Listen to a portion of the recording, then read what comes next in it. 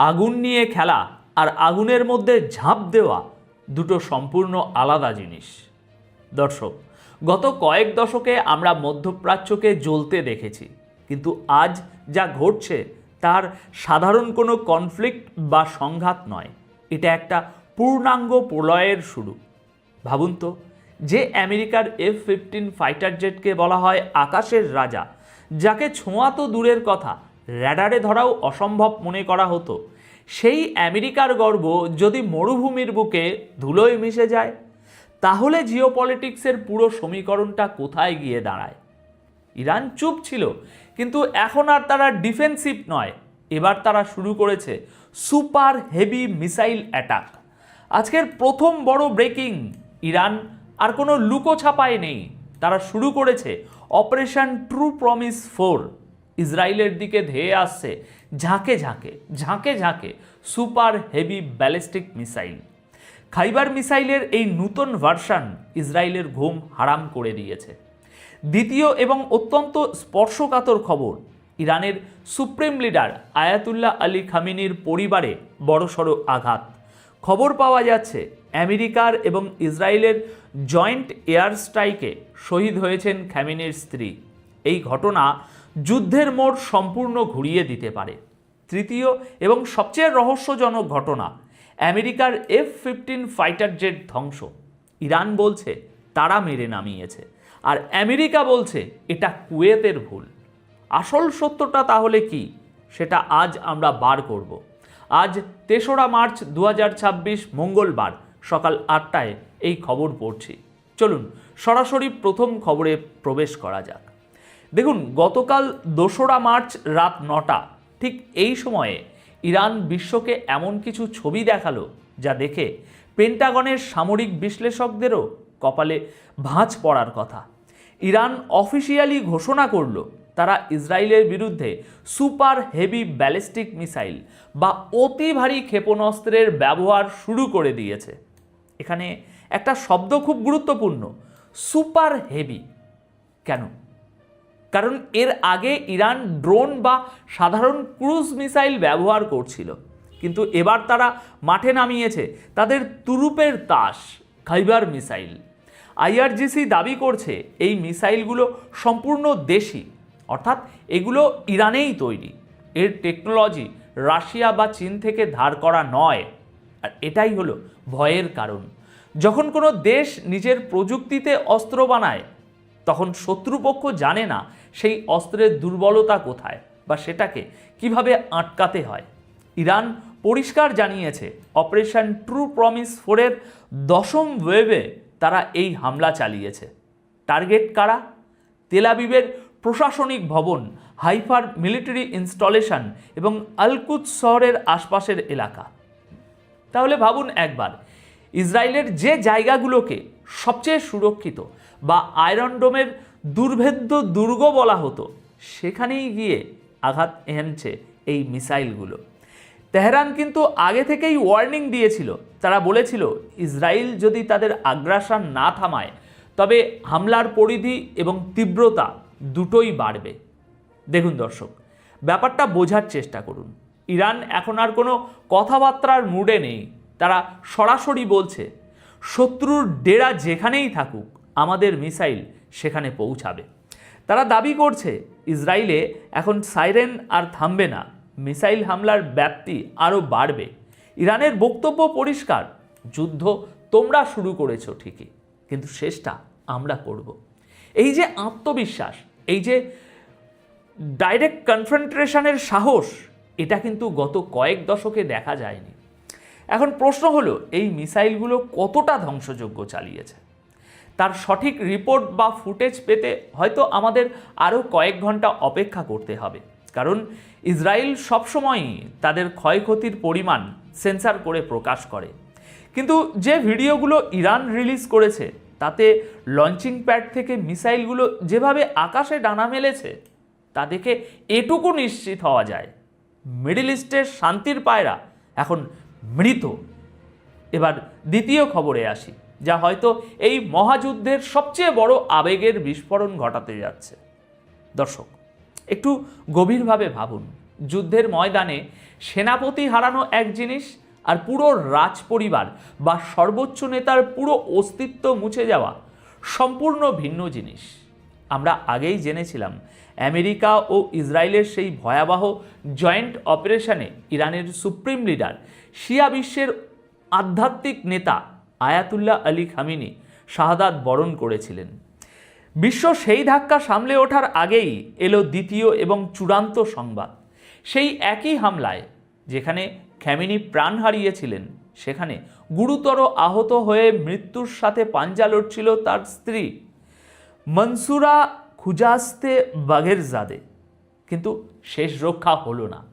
Tehran Times এবং একাধিক বিশ্বস্ত ইরানি সোর্স নিশ্চিত করেছে গতকাল 2রা মার্চ রাত 8টায় তিনিও এই পৃথিবীর মায়া ত্যাগ করেছেন। অর্থাৎ ইরানি ভাষায় তিনিও শহীদ হয়েছেন। সিরিয়াসলি বলুন তো, এর মানেটা কি দাঁড়ালো? এর মানে হলো 28শে ফেব্রুয়ারির সেই বিমান হামলাটি ছিল ইতিহাসের অন্যতম নিখুঁত স্ট্রাইক। আমেরিকা এবং ইসরায়েল শুধু ইরানের মাথা বা সুপ্রিম লিডারকেই টার্গেট করেনি, তারা নিশ্চিত করেছে যেন তার পরিবারের কেউ আর উঠে দাঁড়াতে না পারে। খামেনি তো ঘটনাস্থলেই চলে গিয়েছিলেন, কিন্তু তার স্ত্রী হাসপাতালে যন্ত্রণার সাথে লড়াই করে আজ হার মানলেন। শুধু তাই নয়, এই হামলায় পরিবারের আরও অনেক সদস্যের প্রাণহানির খবরও আমরা পাচ্ছি। এখন প্রশ্ন হলো, মনসুরা বাঘেরজাদে কে ছিলেন? তিনি ছিলেন ছায়ার মতো। রাজনীতির চাকচিক্য বা ক্ষমতার দম্ভ তাকে কোনোদিন স্পর্শ করেনি। তিনি ছিলেন একজন লো প্রোফাইল মানুষ, যিনি আজীবন তার স্বামীর পাশে সাধারণ জীবন কাটিয়েছেন।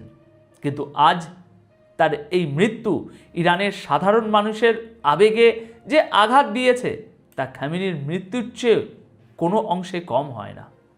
ইতিহাস সাক্ষী, যখন শত্রুপক্ষ প্রতিপক্ষের ঘরে ঢুকে নারীদের উপরে আঘাত আনে, তখন সেই যুদ্ধ আর জিওপলিটিক্যাল থাকে না, সেটা হয়ে যায় ব্যক্তিগত রক্তের ঋণ।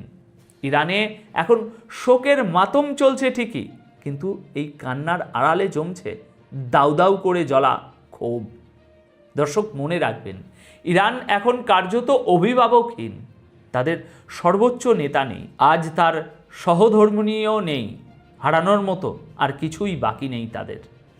মধ্যপ্রাচ্যের কালচারে পরিবারের উপরে হামলা মানেই হলো রেড লাইন ক্রস করা, আর আমেরিকা ইসরায়েল সেই লাইনটা শুধু ক্রস করেনি, মুছে দিয়েছে।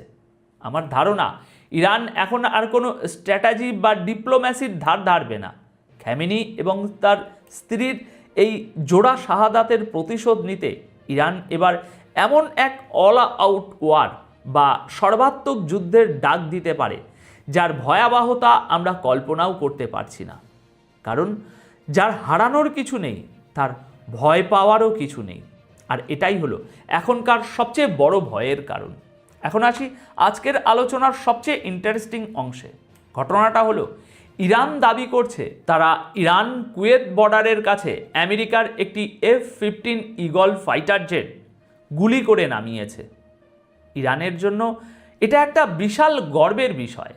তারা বলছে গত 27 বছরে এই প্রথম তারা কোনো আমেরিকান ফাইটার জেট ভূপাতিত করল। তাদের এয়ার ডিফেন্স সিস্টেমের এটা এক বিরাট সাফল্য। সোশ্যাল মিডিয়ায় কিছু ফুটেজও ঘুরছে যা এই দাবিকে সমর্থন করে। কিন্তু গল্পের মোড় ঘুরল ঠিক তখনই। আমেরিকা এবং কুয়েত সেন্ট্রাল কমান্ড তড়িঘড়ি করে একটা বিবৃতি দিল। তারা বলল, না না না না, ইরান কিছুই করেনি, ওটা আসলে একটা দুর্ঘটনা। কুয়েতের এয়ার ডিফেন্স সিস্টেম ভুল করে, কনফিউশনে পড়ে, ভয়ে ফ্রেন্ডলি ফায়ার করে ফেলেছে। তাদের ভাষ্যমতে কুয়েত ভেবেছিল এগুলো শত্রুপক্ষের বিমান, তাই তারা গুলি চালিয়েছে। এবং এতে আমেরিকার একটি নয়, বরং তিনটি ফাইটার জেট ক্ষতিগ্রস্ত বা ধ্বংস হয়েছে। এবার একটু থামুন, গভীরভাবে চিন্তা করুন, সমীকরণটা কি মিলছে আপনাদের কাছে? কুয়েত আমেরিকার অন্যতম ঘনিষ্ঠ মিত্র। তাদের এয়ার ডিফেন্স সিস্টেম এবং আমেরিকার সিস্টেম একে অপরের সাথে লিঙ্ক করা থাকে। সেখানে কুয়েত ভুল করে আমেরিকার 3টে জেট নামিয়ে দিল, তাও আবার এরকম একটা টান টান উত্তেজনা যুদ্ধ চলছে এরকম সময়ে। নাকি আসল ঘটনা অন্য কিছু? হতে পারে কি ইরানের এয়ার ডিফেন্স বা তাদের নতুন কোনো মিসাইল টেকনোলজি সত্যি আমেরিকার ওই অ্যাডভান্স জেটগুলোকে নামিয়ে দিয়েছে, আর আমেরিকার মতো সুপার পাওয়ার দেশ তাদের সেই লজ্জা, সেই টেকনোলজিক্যাল ফেলিয়ার ঢাকতে কুয়েতকে দিয়ে এই ভুলের নাটক সাজাচ্ছে। কারণ আমেরিকা যদি স্বীকার করে নেয় যে ইরানের কাছে এমন প্রযুক্তি আছে যা F-15কে নামাতে পারে, তাহলে বিশ্ববাজারে আমেরিকার অস্ত্রের চাহিদা কমে যাবে এবং তাদের এয়ার সুপ্রিয়রিটির অহংকার মাটিতে মিশে যাবে। আমি ব্যক্তিগতভাবে আমার মনে হচ্ছে আমেরিকার এই শরম ঢাকতেই কুয়েত নিজের ঘাড়ে দোষটা নিয়েছে। কারণ যুদ্ধে প্রপাগ্যান্ডা একটা বড় অস্ত্র। ইরান বলছে আমরা মেরেছি, আমেরিকা বলছে ওরা ভুল করেছে। এই ধোঁয়াশার আড়ালে সত্যটা হয়তো মরুভূমির বালিতেই চাপা পড়ে থাকবে। কিন্তু দর্শক, আপনারা বুদ্ধিমান, আপনারা নিশ্চয়ই বুঝতে পারছেন ডাল মে কুছ কালা হে। এখন ভিডিও শেষ অংশে আমরা খুব গুরুত্বপূর্ণ দুটো রাজনৈতিক পরিবর্তনের দিকে নজর দেব। ইরানে বড়সড় রদবদল হয়েছে। President Masoud Pezeshkian revolutionary guards IRGCর senior officer brigadier general Majid আলবান রেজাকে নতুন অ্যাক্টিং ডিফেন্স মিনিস্টার হিসাবে নিয়োগ দিয়েছেন। কেন? কারণ আগের ডিফেন্স মিনিস্টার আজিজ নাসিরজাদে গত হামলায় নিহত হয়েছেন বলে খবর পাওয়া যাচ্ছে। যুদ্ধের মাঝখানে সেনাপতি বদলানো মানে হলো নতুন কৌশল। নতুন ডিফেন্স মিনিস্টার নিশ্চয়ই পুরনো ভুলগুলো শুধরে আরও অ্যাগ্রেসিভ স্ট্র্যাটেজি নিয়ে আসবেন। অন্যদিকে ইসরায়েলের প্রধানমন্ত্রী বেঞ্জামিন নেতানিয়াহু, অনেকে বলছেন তিনি বাংকারে লুকিয়ে আছেন, কেউ বলছিল তিনি মারা গেছেন, কিন্তু তিনি প্রকাশ্যে হাজির হয়েছেন বেইত শেমেস এলাকায়, যেখানে আগের দিন ইরানি মিসাইল পড়েছিল এবং 9 জন ইসরায়েলি মারা গিয়েছিল। সেখানে দাঁড়িয়ে ধ্বংসস্তূপের উপর তিনি যে কথাটি বললেন সেটা অত্যন্ত তাৎপর্যপূর্ণ। তিনি বললেন, খুব শীঘ্রই ইরানি জনগণ এই সরকারকে উকড়ে ফেলার শক্তি পাবে। দর্শক, এর মানে কি? এর মানে হলো ইসরায়েল এবং আমেরিকা এখন ইরানের ভিতরে গৃহযুদ্ধ বাঁধানোর পরিকল্পনা করছে। ইরানে দুটো ভাগ আছে। একদল বর্তমান ইসলামিক সরকারের সমর্থক, আর একদল শাহ পাহলভির আমলের ওই সেকুলার মতাদর্শে বিশ্বাসী। নেতানিয়াহুর কথায় ইঙ্গিত পাওয়া যাচ্ছে যে তারা হয়তো ইরানে সরকার বিরোধীদের হাতে অস্ত্র তুলে দেবে। তারা চাইছে ইরানিদের বিরুদ্ধে যুদ্ধ শুরু করুক দেশের ভিতরে। নেতানিয়াহু বেঁচে আছেন এবং তিনি নূতন ছক করছেন, তার এই বক্তব্য হালকাভাবে নেওয়ার সুযোগ নেই। সবশেষে এখন একটা কথা বলি দর্শক, আজকের এই বিশ্লেষণ থেকে একটা বিষয় পরিষ্কার, আমরা খাদের কিনারায় দাঁড়িয়ে আছি। একদিকে ইরানের সুপার হেভি মিসাইল, অন্যদিকে খামেনির ব্যক্তিগত শোক ও প্রতিশোধের স্পৃহা, নেতানিয়াহুর সরকার পতনের হুমকি। এই যুদ্ধ এখন আর শুধু মানচিত্রের দাগ পরিবর্তনের জন্য নয়, এটা অস্তিত্বের লড়াই হয়ে দাঁড়িয়েছে। আপনাদের কি মনে হয়, আমেরিকা কি সত্যি কুয়েতের ভুলে তাদের জেট হারিয়েছে, নাকি ইরানের প্রযুক্তির কাছে তারা হার মেনেছে? আর খামেনির স্ত্রীর মৃত্যু কি এই যুদ্ধকে তৃতীয় বিশ্বযুদ্ধের দিকে ঠেলে দেবে? কমেন্ট সেকশন আপনাদের জন্য খোলা।